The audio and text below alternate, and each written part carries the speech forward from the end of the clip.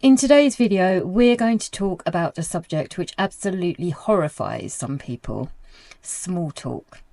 And we're looking at the subject of small talk, particularly for people who speak English as another language. So first of all, before we go any further, I just want to get two things out of the way. Small talk is an uncountable noun. So we don't make small talks. It's always small talk. And secondly, usually, most of the time, we make small talk. Ironically, the only occasion when we do small talk is when we don't do it. So if you absolutely refuse to take part in small talk, you could say, I don't do small talk. Other than that, we make small talk. Now, let's be honest. Small talk gets a bit of a bad reputation. Some people think it's completely pointless, while other people find it utterly terrifying. But here's the thing, small talk isn't just about filling awkward silences, it's actually about making connections. It helps you feel more confident in social situations, and it helps you to build better relationships at work. And believe it or not, it actually helps your English fluency. So today I'm going to share some real practical small talk tips that actually work, including phrases, conversation starters, and ways to make it feel more natural. And if you're a bit of an introvert like me, don't worry, I've got you covered. First, let's clear up one misconception. Small talk isn't about saying something really deep or profound. It's more about opening the door to a conversation and to a connection. You can think of it like a warm-up before you do exercise. It's not the workout itself, but it makes everything a little bit easier. So should we jump straight in with some practical ways to start a conversation, whether it be at work or at an event, or maybe just making chit-chat with a complete stranger? As usual, I'm going to put all this information in a PDF that will be available on my website. And if you have a look at the description below, you'll find the link in there. It's completely free. All I need you to do is enter your email address. Also, I should just mention, in case we haven't met before, I'm Jo and I work with people who speak English as a second plus language. I make weekly videos here on YouTube. I also create content on Instagram. You can find the link in the description below. And I also work with students on a one-to-one basis, focusing on conversation practice. So if that's something you're interested in, again, check out the description and you'll find a link to my website for more information. So let's have a look at some easy small talk starters. We're going to look at 3 different situations: at work, at a social event, and just generally in public. And I'm going to give you 3 expressions for each of these situations. So the first one we've got is at work. First off, you could say to somebody, busy day today, as a question. Busy day today. This allows the other person to offer up as much information as they want. They could say a simple, yeah, it's been dreadful. Or they could elaborate and say more. Another great one for work is, have you got any plans for the weekend? If it's Thursday or Friday, you can use this one. If it's Monday or Tuesday, you could say, how was your weekend? If it's Wednesday, you could say, how's your week going? Another conversation starter at work is if you come across somebody that you haven't met before, you could say, oh, how long have you been working here for? Before we talk about social events, I just want to mention something. When you're thinking about how to approach small talk, look for shared experiences. Okay, think about that when we look at the next examples. So, you're at a party or at a social event. Somebody is hosting that event. So you could approach another person and say, how do you know the host? How do you know Sarah? This is classic, easy, and opens up a natural conversation. Secondly, you could say something like, have you been to this kind of event before? Another thing you could do if it's a social event is you could compliment somebody. God, I love your shoes. That's a beautiful necklace. Or you could say something like, I really like that jacket.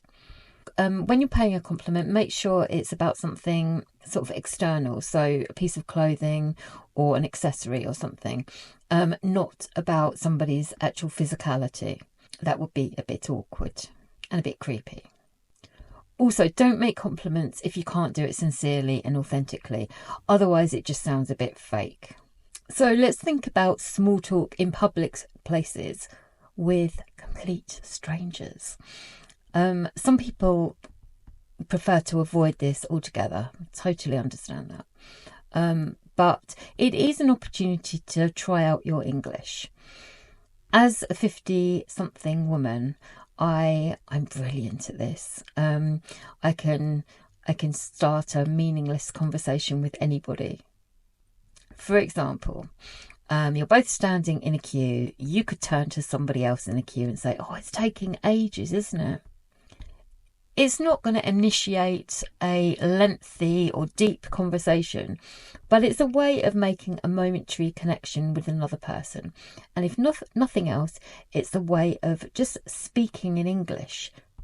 Okay, next situation. Maybe you're in a coffee shop. Somebody near you has a rather delicious looking cake.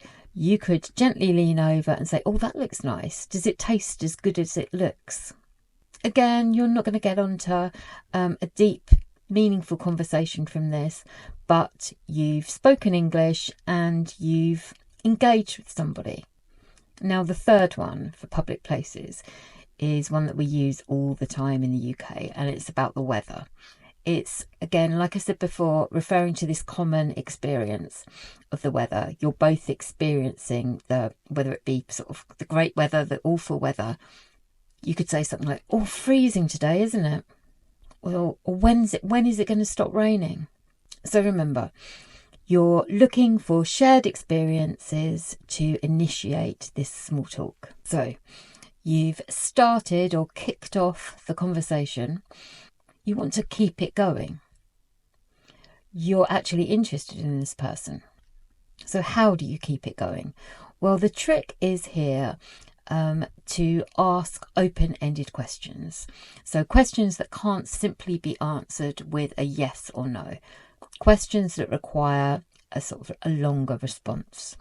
So instead of saying something like, "Do you like your job?" which somebody could just say yes or no, you could say something like, "What do you like most about your job?" Another tip is to listen actively. Pick up on something particular that somebody has said while they're speaking and ask them about that. It shows that you're curious and you've been listening to what they're saying. And also it allows the conversation to go further. So if somebody mentioned, "Oh, I'm off to Colombia next week," instead of just saying, "Have you been there before?" where you could just get a yes or no answer, you could say something like, "Oh, how long are you going for? What are you planning on doing while you're there?" This shows a genuine interest and keeps the conversation flowing naturally. So that was talking about keeping the conversation going. But let's be real, sometimes you just want to escape. You started talking to somebody, it's really kind of uncomfortable, the conversation's going nowhere, so you want to make a swift exit. You could say something like, "Well, I won't keep you. It's been lovely to meet you. I'll maybe catch you later." You could say, "It's been great chatting to you. Enjoy the party," or "Enjoy the rest of your day," or "I've got to make a move, but it's been lovely chatting." Doing this, you end the conversation politely without it getting too awkward. Don't force the conversation. If somebody doesn't seem really interested in engaging with you, it's better to end it. So let's move on to a few small talk mistakes that should be avoided at all costs. First off, asking overly personal questions, inappropriate questions. Asking somebody about their salary, about their relationship status, about their health issues. Just don't go there. Also, avoid controversial subjects. There's an awful lot going on in the world at the moment, and you might be keen to talk about it, but politics and religion are subjects that shouldn't be part of small talk. These are subjects that are better to save for conversations with people you know really well. Another mistake is forgetting to reciprocate. So maybe somebody is asking you questions and you don't ask questions back. It can seem quite rude and uninterested if you don't, return the questions. Finally, what about small talk for introverts?